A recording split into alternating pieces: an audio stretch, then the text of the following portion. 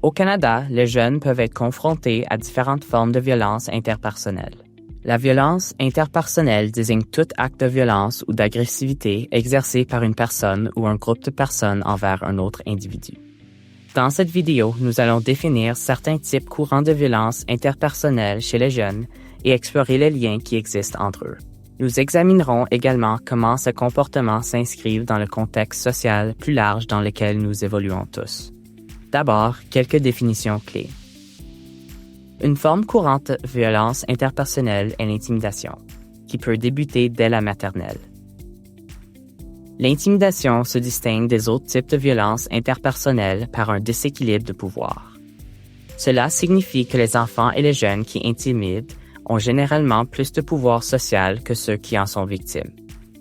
Ce déséquilibre est souvent alimenté par des normes sociétales et institutionnelles qui définissent qui détient le pouvoir dans une société ou un contexte donné.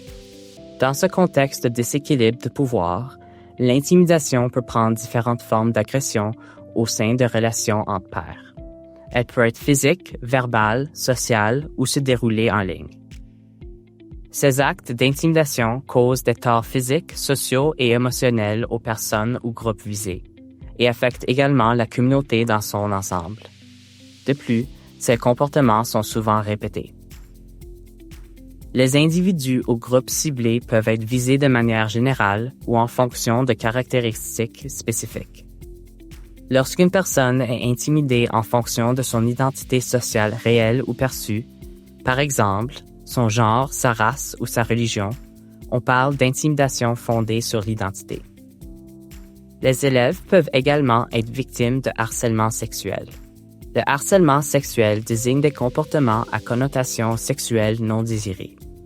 Cela inclut des actions telles que des commentaires sexuels verbaux ou écrits, des gestes déplacés, la propagation de rumeurs à caractère sexuel, l'envoi de sextos sans consentement ou des insultes homophobes, que ce soit en personne ou en ligne.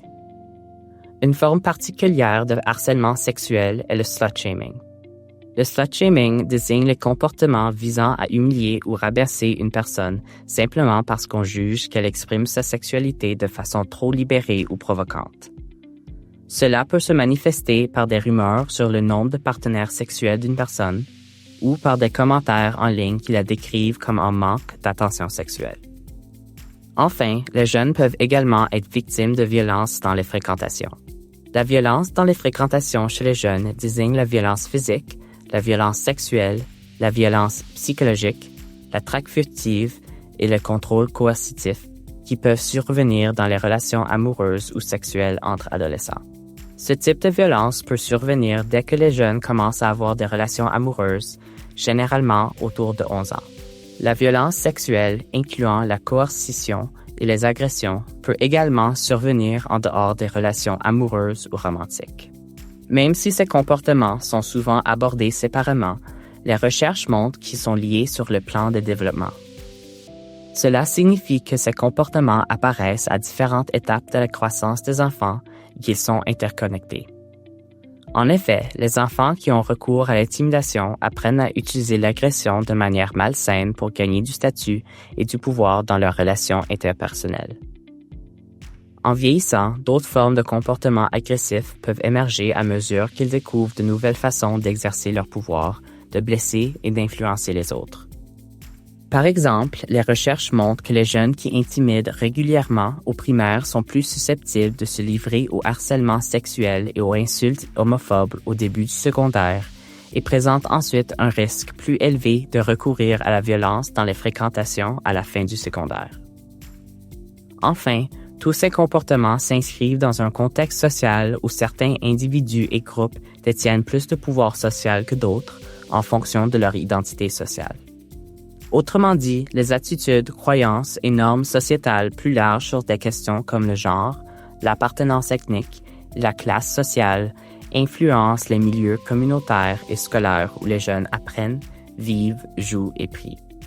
Ce pouvoir social façonne également les expériences d'intimidation, de harcèlement sexuel et de violence dans les fréquentations chez les jeunes, car certains jeunes bénéficient d'un privilège social qui leur accorde du pouvoir et utilisent ce pouvoir pour blesser ou nuire aux autres, de manière implicite ou explicite.